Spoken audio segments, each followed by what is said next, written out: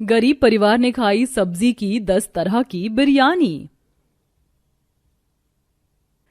आओ बहू, घर के अंदर आओ। अगले दिन सुबह।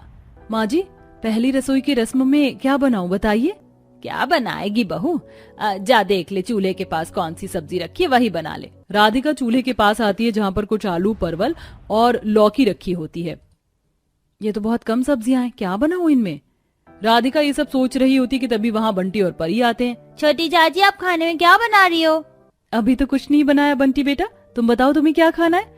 छोटी चाची, अगर हमारा मनपसंद खाना बनाना है तो हमें बिरयानी बहुत पसंद है, आप बिरयानी बना दीजिए ना। हाँ चाची, गर्मा गर्म बिरयानी बना दीजिए ना। बंटी और परी अपनी छोटी चाची से बिरयानी खाने की लगातार जिद कर रहे थे कि तभी वहाँ पर उनकी माँ दीपिका आती है और उन्हें ऐसे जिद करते देख उनके कान को मरोड़ते हुए कहती है, क्यों परेशान कर रहे हो अपनी छोटी चाची को। नहीं नहीं जेठानी जी, आप गलत समझ रही हैं, ये परेशान कहाँ कर रहे हैं, ये तो बस अपने खाने की फरमाइश बता रहे हैं।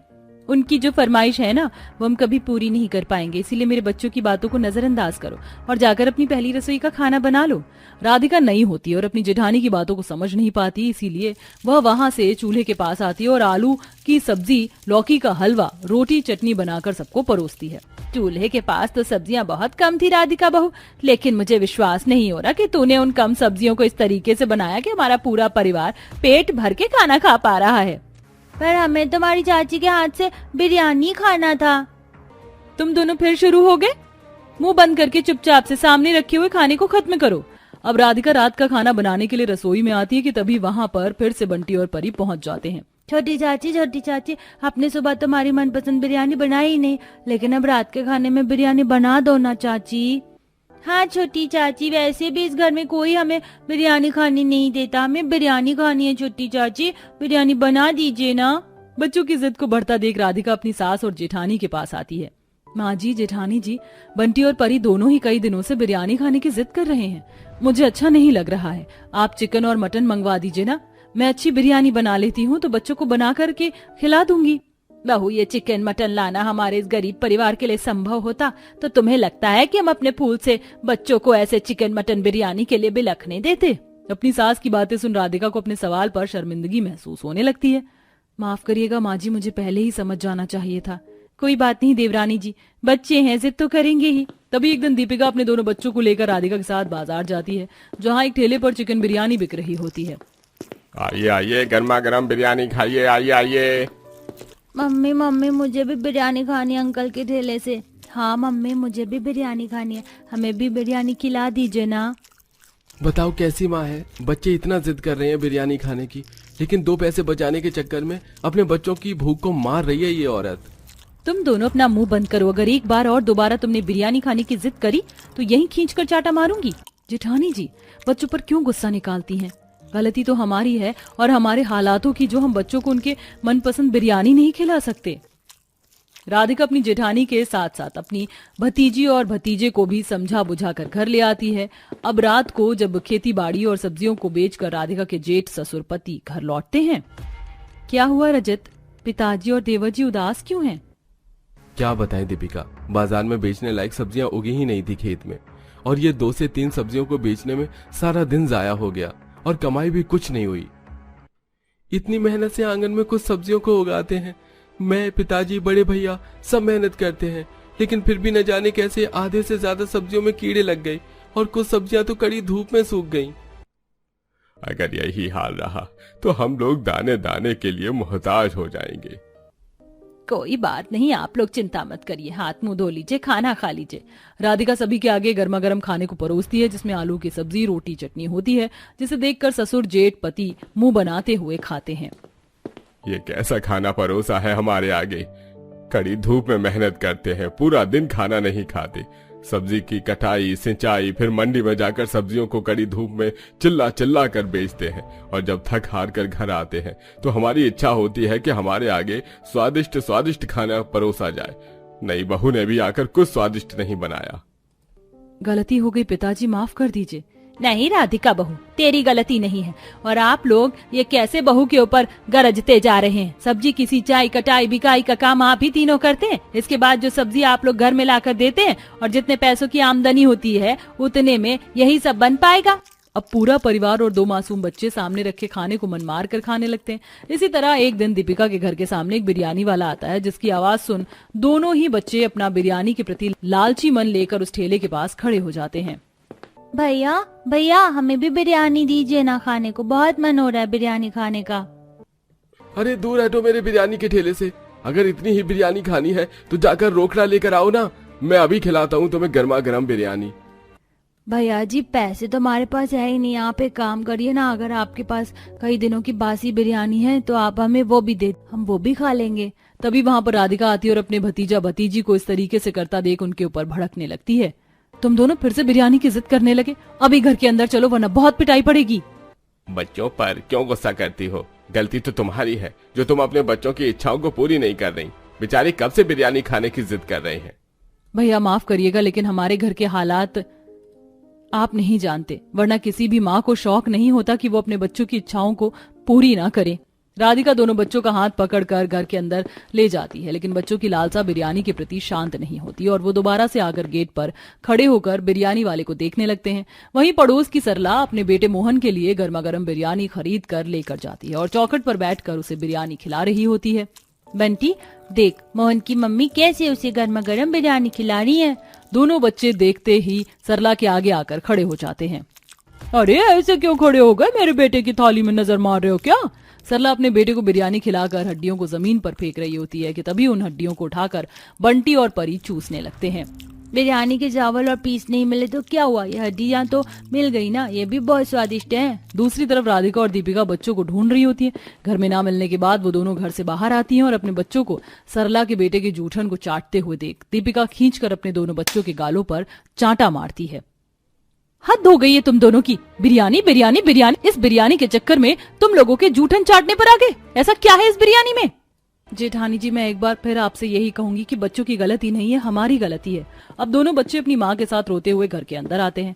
ठीक है माँ, आपने नहीं खिलाना मैं बिरयानी मत खिलाओ, आज मैं अपना गुल्लक फोड़ दूंगा और खुद बिरयानी खरीद के खाऊंगा।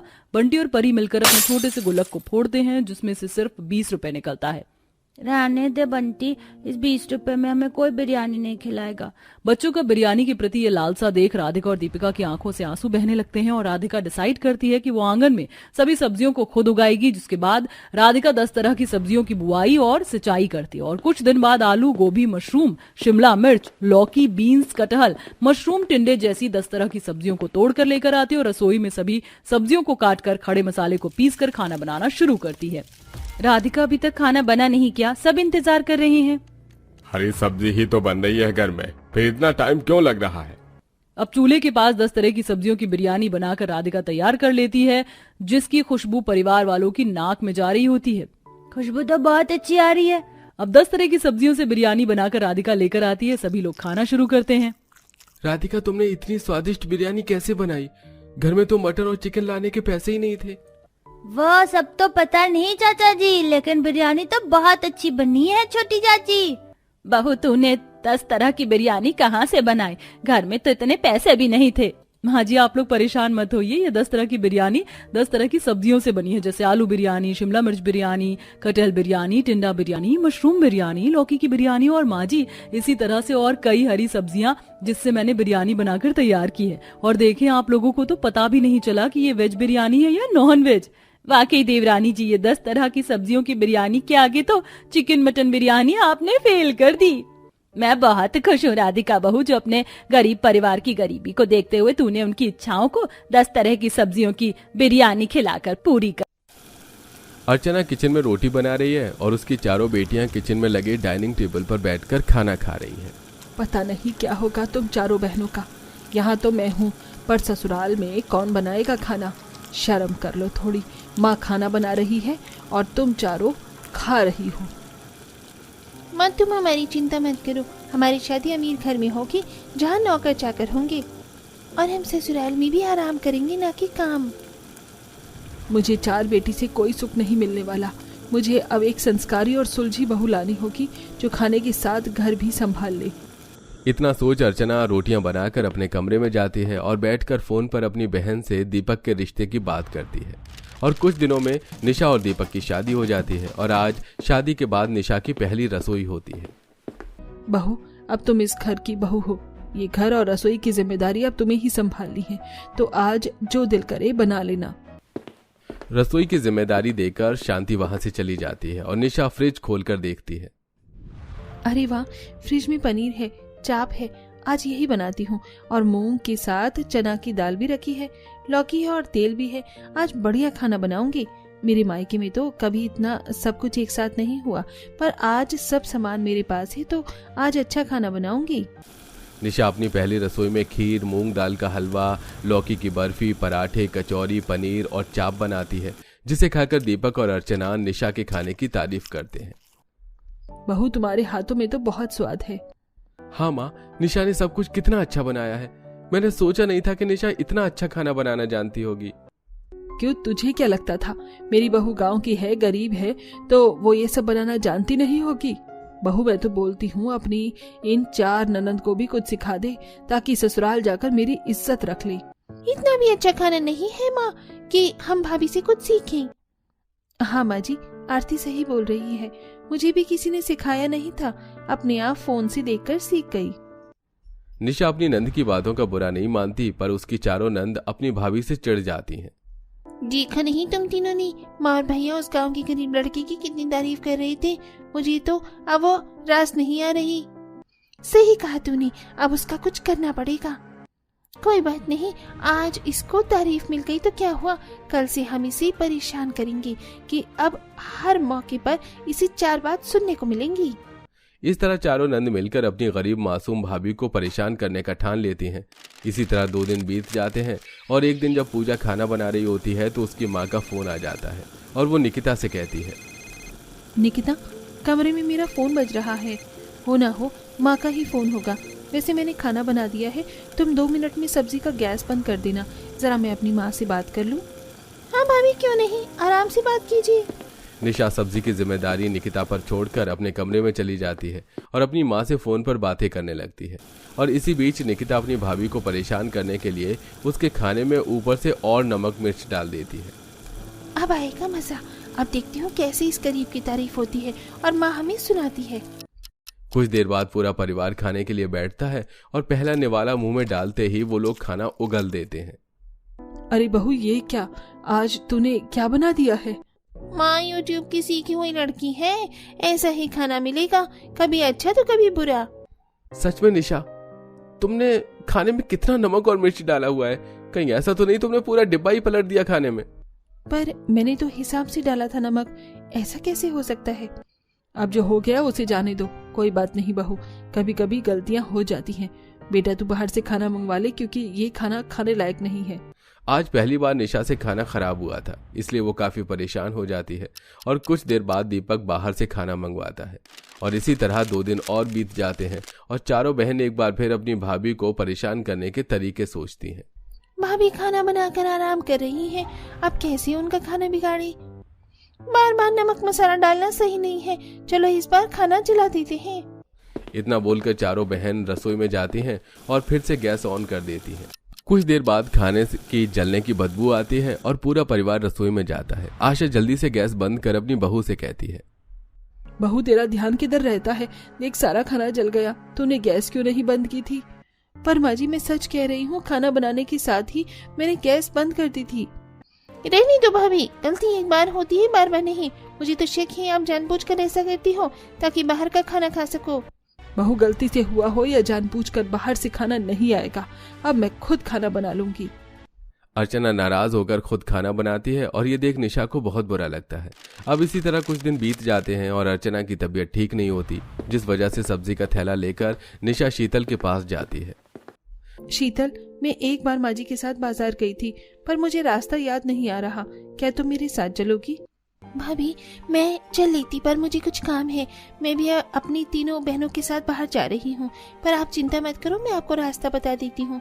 गली से बाहर निकलते ही राइट मुड़ जाना और जो भी पहला मोड़ दिखे उस रोड पर सीधी चली जाना, बाजार दिख जाएगा।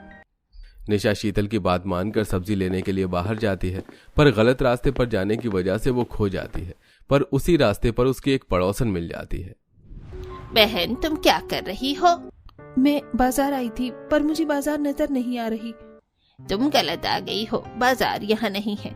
तुम पहले मुड़ गई हो। बाजार हमारे घर से तीसरे मोड़ पर है, चलो मैं तुम्हें ले चलती हूँ। पूजा अपनी पड़ोसन के साथ बाजार जाती है और सब्जी लेकर घर आती है और आज उसे घर आते हुए 8 बज जाते हैं, जिस वजह से आज पहली बार अर्चना अपनी बहू को सुनाती है। बहू, मुझे लगा था कि तू समझदार है, पर तेरी हरकतें बता रही हैं कि मैंने गलती करी तुझे अपने घर की बहू बनाकर। मैं खुश थी तेरे देसी तरीके देखकर, पर आज मुझे दुख हो रहा है तेरी हरकतों पर। अपनी सास की डांट खाकर निशा कमरे में जाकर रोने लगती है। इसी तरह कुछ दिन बीत जाते हैं और एक बार फिर चारों बहन अपनी भाभी को परेशान करने के लिए एक नया प्लान बनाती हैं।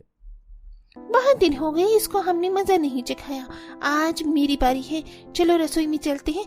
बहुत शौक है घर वालों को सिलबट्टे की चटनी बनाकर खिलाने का, आज इसका सिलबट्टा गायब करते हैं। सही कहा तूने, उस गंवार को तो मिक्सी, इंडक्शन, माइक्रोवेव जैसी चीजें चलानी भी नहीं आती, वो कुछ नहीं कर पाएगी। इतना बोलकर चारों बहन रसोई में जाती हैं और सिलबट्टा छुपा के रख देती हैं और साथ में आरती सिलेंडर स्टोर रूम में और खाली सिलेंडर रसोई में लगा देती है। और जब निशा खाना बनाने के लिए रसोई में जाती है तो वो देखती है कि न तो उसका सिलबट्टा है और न ही गैस। क्या हुआ भाभी, आप बड़ी परेशान लग रही हो? हाँ, वो सिलबट्टा नहीं मिल रहा और मुझे मशीन में चटनी बनानी नहीं आती, और तो और गैस भी खत्म हो गया है। अब खाना कैसे बनाऊं? कोई बात नहीं भाभी, चटनी मिक्सी में बना लो, बस प्लग लगाओ और जार रखो और जार में जो पीसना है वो डालो और पानी डालकर मशीन चालू कर दो।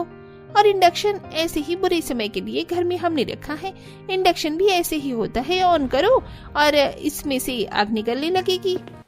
पूजा सब कुछ गलत गलत अपनी भाभी को बताकर वहां से चली जाती है।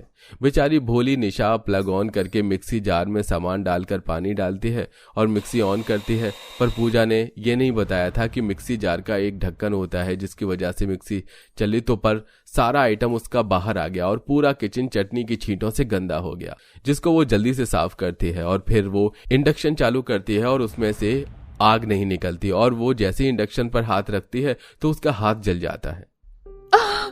दीपक, पूजा, निकिता, माँ जी, ये सब कैसे हुआ?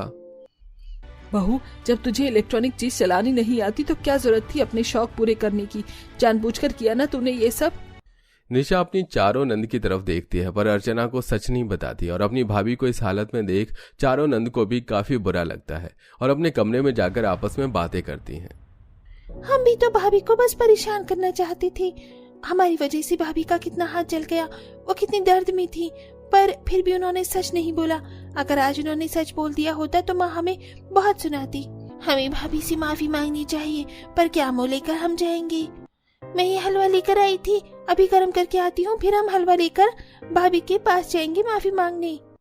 चारों नंद अपनी भाभी से माफी मांगने के लिए ओवन में हलवा गर्म करने के लिए रख देती हैं और तभी लाइट चली जाती है और वो चारों अपने कमरे में जाती हैं। कुछ देर बाद लाइट आ जाती है और लाइट आने के 2 मिनट बाद आरती ओवन चालू करने के लिए जैसे ही रसोई में जाती है तभी ओवन फट जाता है और एक बार फिर पूरा परिवार रसोई में इकट्ठा होता है। ओवन में हलवा, वो भी स्टील के बर्तन में। बहू, तुझे ही हलवा पसंद है और तुझे ही ओवन चलाना नहीं आता। ये सब तूने किया है ना? देख, तेरी वजह से मेरी बेटी को कितनी चोट लग गई। नहीं माँ, ये सब भाभी ने नहीं, हमने किया और हमारी वजह से भाभी को भी चोट लगी थी। सच कहते हैं भगवान सब देखता है, भगवान ने हमें हमारे कर्मों की सजा दी है। भाभी, हम चारों बहनों को माफ कर दो। अब तक आपके साथ जो भी कुछ हो रहा था वो सब हमने किया था, चाहे वो खाने में नमक हो या खाना जलाना हो। मैं तो पहले से ही जानती थी और मैं ये भी जानती थी कि एक दिन आप चारों को भी अपनी गलती का एहसास होगा, जो आज हो गया। इतना बोलकर निशा अपनी चारों नंद को गले से लगा लेती है।